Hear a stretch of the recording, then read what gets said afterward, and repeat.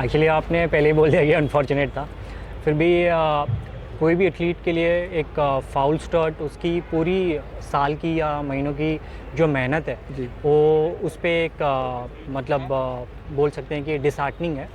तो मेरे लिए भी था क्योंकि ये पूरे सीज़न में मैंने इंडिविजुअल इवेंट किया नहीं था और ओपन नेशनल मेरे लिए एक ऐसा टूर्नामेंट था जिसमें मैं शायद मेरा सीज़न एक इंडिविजुअल इवेंट को अच्छा रेस या अच्छा टाइम देके एंड करना चाहता था। बट कुछ अनफॉर्चुनेट रीजंस था जिसकी वजह से डिस्क्वालीफाई हो गया मैं फॉल स्टार्ट की वजह से। बट ठीक है। एंड थोड़ा हमारे मतलब व्यूअर से बताइए कि ये फॉल स्टार्ट होता क्यों है, व्हाई इट हैपेंस?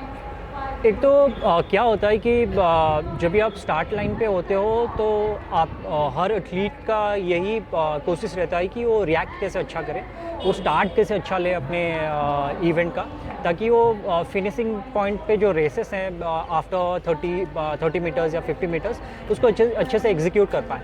तो उसके वजह से एथलीट्स यूजुअली बहुत सीरियस होते हैं अपने स्टार्ट्स को लेके। तो मैं भी था, बट मेरे लिए और एक रीज़न ये था because of the type of starting block.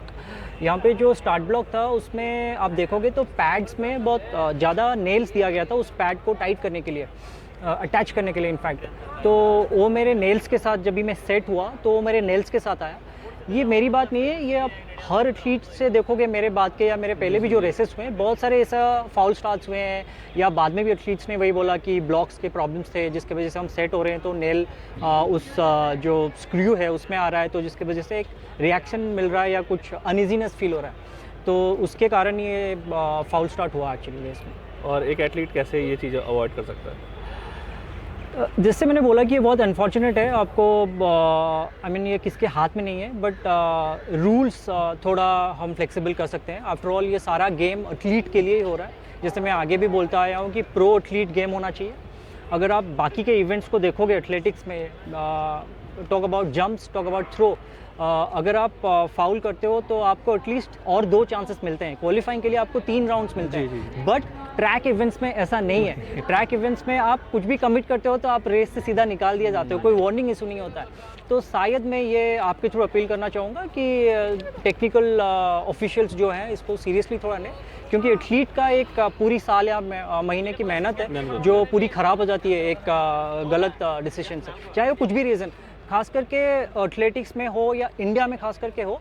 हम जो कंपटीशन प्रोवाइड करते हैं एथलीट्स के लिए, हमारे स्पेक्टेटर्स इतने अवेयर नहीं है। वो एक्साइटमेंट में कभी कभी सेट के बाद क्लैप भी मार देते हैं या कभी कभी बॉटल भी फेंक देते हैं, या मतलब अननोइंगली कुछ ऐसा कर जाते हैं जो एथलीट बहुत सीरियस रहता है सेट पोजीशन में, वो रिएक्ट कर जाता है उसको, जिसके वजह से एथलीट रेस से बाहर निकल जाता है। तो इसको थोड़ा टेक्निकल ऑफिशियल्स अगर सीरियसली लेंगे तो ये शायद एथलीट्स के लिए बहुत अच्छा होगा। और एक जब ये फॉल स्टार्ट होता है तो एक एथलीट के मन में क्या चलता है उस वक्त? वो मैंने बोला ना, एक्चुअली जो ट्रैक के एथलीट्स हैं वो बहुत हेल्पलेस फील करते हैं क्योंकि उनके पास कुछ होता नहीं है।